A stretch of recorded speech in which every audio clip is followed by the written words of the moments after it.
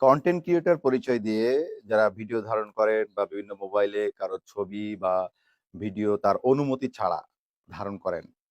এই অনুমতি ছাড়া যদি কোনো কিছু করেন আপনি, সেক্ষেত্রে আপনার জন্য যে নতুন আইন সংশোধন হয়েছে সাইবার সুরক্ষা অধ্যাদেশ ২০২৬ এ আপনার বিরুদ্ধে কিন্তু শাস্তিমূলক ব্যবস্থা নিয়ে আসছে।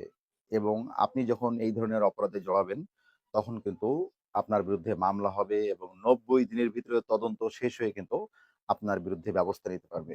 তো কি কাজ করলে এই কনটেন্ট ক্রিয়েটর যারা আছেন বা এই ধরনের সচেতনমূলক কাজ যারা করেন, কি কাজ করলে আপনাদের সমস্যা হবে এবং হবে না, এই বিষয়গুলো আপনাদের সামনে তুলে ধরবো।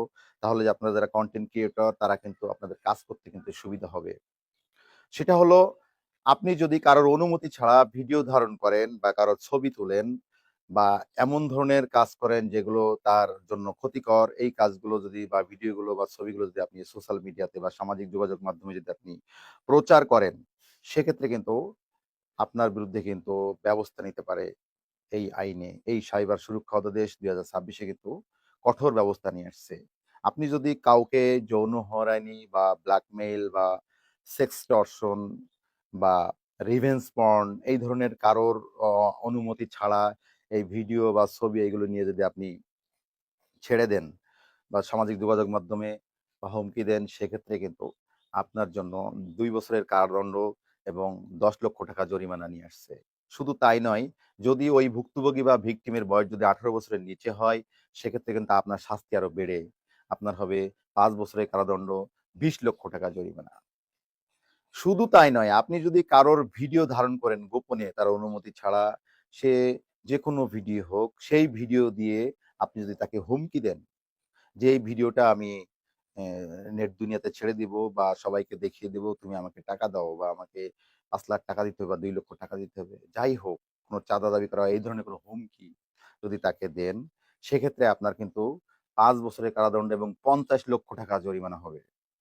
এই ২০২৬ এ যে সাইবার সুরক্ষা অধ্যাদেশ যে নিয়ে আসছে আপনার আমার জন্য, এটা কিন্তু খুবই ভয়াবহ একটা আইন। আমাদেরকে আরো বেশি করে জানতে হবে যে এই আইন, আমরা যারা কনটেন্ট ক্রিয়েটর যারা কনটেন্ট বানান এবং আপনার এই যে কনটেন্ট গুলো দেখবেন আপনার রাষ্ট্রের জন্য হচ্ছে কিনা, মানুষের উপকারে হচ্ছে কিনা, সচেতনমূলক কিনা। এখন এমন অবস্থা হয়ে গেছে আমাদের দেশে, দেখা যায় যে কনটেন্ট বানাতে মানে মানুষের অনুমতি ছাড়া কিছু ভিডিও, কিছু ছবি মানুষের অজান্তে করে এগুলো, সেটা হোক ফানি বা যেটাই হোক, এগুলো যে করা হয়, এগুলো থেকে আমরা সচেতন থাকবো, আমরা সতর্ক থাকবো যাতে আমাদের বিরুদ্ধে না চলে আসে। যেহেতু আইন একটা দেশের তৈরি হয়েছে বা আইন সংশোধনে নিয়ে আসছে, সেহেতু যারা আপনারা কনটেন্ট ক্রিয়েটর তারা কিন্তু সতর্ক থাকবেন। আপনার এটাও জানা উচিত, এই ধরনের কোনো অপরাধ যদি আপনারা করেন, সেক্ষেত্রে কিন্তু এই সংশোধনে নিয়ে আসছে আপনাকে বিনা পরোয়ানায় আপনাকে তল্লাশি করতে পারবে, আপনাকে গ্রেপ্তার করতে পারবে। সো আপনার জানা উচিত, যারা কনটেন্ট ক্রিয়েটর আছেন, আপনারা যে যেখান থেকে কনটেন্ট বানান, যেভাবে বানান, আপনি কাজ করুন দেশের জন্য। যে কাজ করলে মানুষের উপকার হয়, মানুষ জানতে পেরে মানুষের কল্যাণে আসে, এমন ধরনের কাজ আপনারা তুলে ধরেন। তাই বলে এখানে এমন বলে নাই যে অপরাধকে আপনি চাপা মেরে দেন।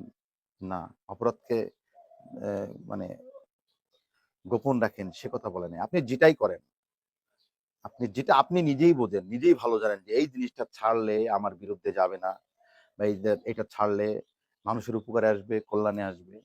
যে ব্যক্তি তার বিরুদ্ধে ছাড়তেছেন, সে ব্যক্তির কোনো, তার তার পক্ষে যাচ্ছে কি তার বিরুদ্ধে যাচ্ছে, এগুলো যদি আপনার বিবেক দিয়ে যদি আপনি কাজ করেন, কোনো অসুবিধা হবে না। বিদেশে বসেও যদি কোনো ব্যক্তি এই দেশের বিরুদ্ধে বা দেশের কল্যাণের বিরুদ্ধে যদি কোনো কনটেন্ট বা কাজ করে, সেটা যদি রাষ্ট্রের বা আমাদের দেশের বিরুদ্ধে চলে যায়, মানুষের বিরুদ্ধে চলে যায়, সেক্ষেত্রে আপনার বিরুদ্ধেও কিন্তু এই একই আইনে কিন্তু ব্যবস্থা নিতে পারবে। এই ভিডিওটা শুধুমাত্র যারা আমাদের কনটেন্ট বানান স্যার বা যেটা বিভিন্ন বলছে বিষয় নিয়ে কাজ এটা করেন, অবশ্যই তাদেরকে উদ্দেশ্যই খুব করা, ভালো কথা, মানুষকে সচেতন করার এবং জন্য। এই কথাগুলো আমাদেরকে আমাদের সবার মেনে উচিত চলতে হবে। আইন জানা, আমরা যেন আইন মানা, কোনো ভুল দেশের না জন্য কাজ করি, করা এটা সবারই প্রত্যেকটা উচিত। কন্টেন্ট ক্রিয়েটরের এজন্য মেনে চলা এই উচিত। ভিডিওটা আপনাদের তো মাঝে সবাই সামনে ভালো থাকবেন এবং ভিডিওটা বেশি বেশি শেয়ার করে দেবেন। আসসালামু আলাইকুম।